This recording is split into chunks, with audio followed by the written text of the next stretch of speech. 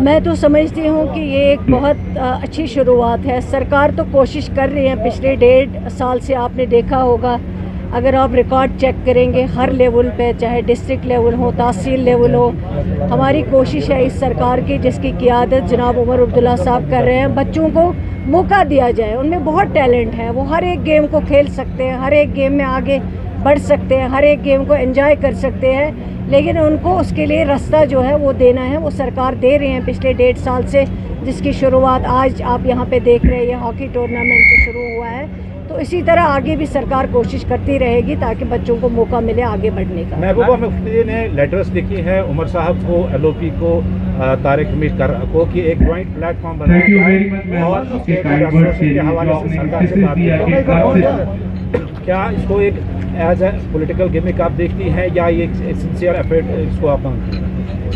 اگر آپ کو یاد ہوگا جب 19 کے بعد ایک PAGD بنا تھا جس میں قادسانی ڈاکٹر فاروق عبداللہ صاحب نے کوشش کی تھی کہ جموں کشمیر کی جتنی بھی پولیٹیکل پارٹیز ہیں وہ ایک پلیٹ فارم پہ جمع ہو اور وہاں سے جموں کشمیر کے لوگوں کی ہم بات کریں, جموں کشمیر کے لوگوں کی نمائندگی کریں. اس سے پہلے بھی آپ کو یاد ہوگا جب یہ میڈم اقتدار میں تھی, جب BJP کے ساتھ سرکار میں تھی, جب BJP نے ان کو ہٹا دیا سرکار سے, تو اس وقت بھی عمر عبداللہ صاحب نے ان کو آفر کیا تھا آپ BJP کے ساتھ سرکار مت بناؤ, ہم آپ کو اعتماد دیں گے, انکنڈیشنل سپورٹ. ہمیں کوئی منسٹری کی ضرورت نہیں ہے, کسی عہدے کی ضرورت نہیں ہے, لیکن ہم آپ کو انکنڈیشنل سپورٹ دیں گے. BJP کو آپ دور رکھیں, جموں کشمیر میں مت لائیے.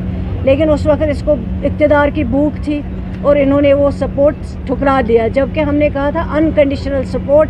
آپ کو بھی یاد ہوگا جب عمر عبداللہ صاحب نے یہ چیز ان کو سامنے رکھی تھی, آفر کیا تھا, لیکن انہوں نے ٹھکرایا کیونکہ وہ کرسی پہ بیٹھنا چاہتی تھی. تو اس کے بعد انہوں نے BJP کو یہاں لایا, ہمارے لیے اتنے مشکل چیزیں یہاں کھڑی کر دی. آج آپ کے پاس اسٹیٹ نہیں ہے, آپ کے پاس 370 نہیں ہے, آپ کے پاس 35A نہیں ہے, آپ کے پاس نوکریاں نہیں ہیں, بے روزگار جوان ہیں, آپ کے ہزاروں لوگ جیلوں میں ہیں, ہوم آپ کے پاس نہیں ہے, آپ کے پاس باقی جو پاور ہے وہ نہیں ہے. تو اب یہ آج جب فاروق عبداللہ صاحب پھر واپس آئے, انہوں نے ایک پلیٹ فارم پہ سب کو دعوت دی ہے, ساری پولیٹیکل پارٹیز کو, ایک جگہ جمع ہو کے جب 19 کے بعد. لیکن یہی محترمہ انہوں نے اتنی تباہی کی تھی, بربادی کی تھی جموں کشمیر کی, پھر بھی فاروق عبداللہ صاحب نے سب کو الگ کر کے, سب چیزوں کو الگ رکھ کے ان کو دعوت دی کہ ہم ایک پلیٹ فارم پہ جمع ہوں گے. پھر جب PAGD بنی تو کیا کیا انہوں نے, اس کے ساتھ کیا کیا انہوں نے. آج اس کا صرف غرض ہے کہ اقتدار, کس طریقے سے یہ اقتدار حاصل کریں اس کے لیے کوشش کر رہی ہے.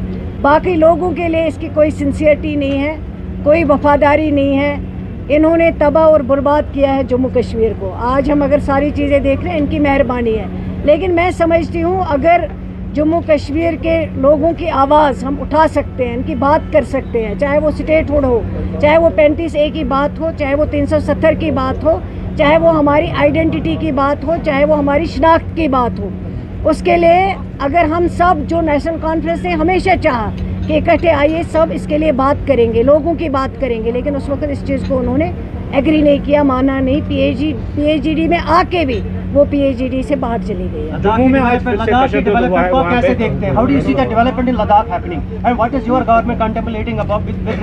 میں سمجھتی ہوں کہ اگر لداخ کو دیا گیا ہے تو جموں کشمیر کے لوگوں کا بھی حق بنتا ہے.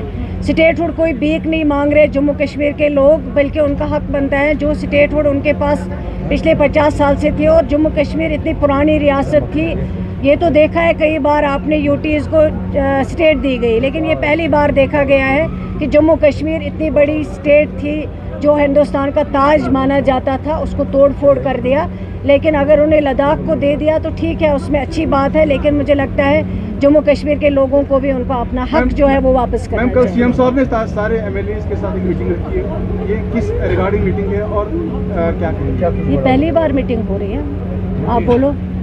پہلی بار تو نہیں ہو رہی نا میٹنگ, کتنے بار CM صاحب نے آج تک 1.5 سال میں میٹنگ بلائی, اس سے پہلے بھی بلائی, نیشنل کانفرنس نے بلائی. آپ بتاؤ مجھے, ریکارڈ چیک کرو, اگر یہ پہلی بار کوئی میٹنگ ہو رہی ہے تو آپ سوال پوچھو, یہ تو روٹین میٹر ہے. جی آج جموں میں پھر سے وائلنس ہوئی ہے, وہاں پہ ڈیمولیشن ڈرائیو آج پھر سے شروع کیا گیا ہے, کافی لوگ زخمی ہیں, کافی تشدد بھی ہوا ہے وہاں پہ, کس طرح سے دیکھتے ہیں آپ؟ یہ تو غلط بات ہے. آپ غریب لوگوں کے گھر اڑا رہے ہو, آپ غریب لوگوں کے آشیانے اڑا رہے ہو, اور وہ بھی اس طبقے کے جن کا کوئی بیچاروں کا کہیں ٹھکانہ نہیں ہوتا. آج یہاں سے گزر گئے وہیں بیٹھ گئے, آج وہاں سے گزر گئے وہیں بیٹھ گئے. مجھے بتاؤ آپ کے کتنے لوگ ہیں جنہوں نے وہاں زمین پہ قبضہ کیا؟ بی جے پی کے کتنے ایم ایل اے ہیں جنہوں نے زمینوں پہ قبضہ کیا؟ ان کے اوپر کیوں نہیں کارروائی ہوتی؟ آپ غریب کو ہمیشہ کیوں نشانہ بناتے ہیں؟ اس سے کیا ملے گا آپ کو؟ وہ لوگ جنہوں نے ہزاروں کنال پہ قبضہ کیا ہے ان کے اوپر ڈیمولیشن کیوں نہیں کرتے ہو؟ جب آپ کو ٹارگٹ بنانا ہوتا اکثر آپ غریب کو ٹارگٹ بناتے ہو, اس سے کوئی چیز ملتی نہیں ہے. یہ سب سے دکھ کی بات ہے اگر یہ ہو رہا ہے. میں کہتی ہوں اس کے لیے جتنا بھی افسوس اور دکھ کیا جائے وہ کم ہے. Thank you.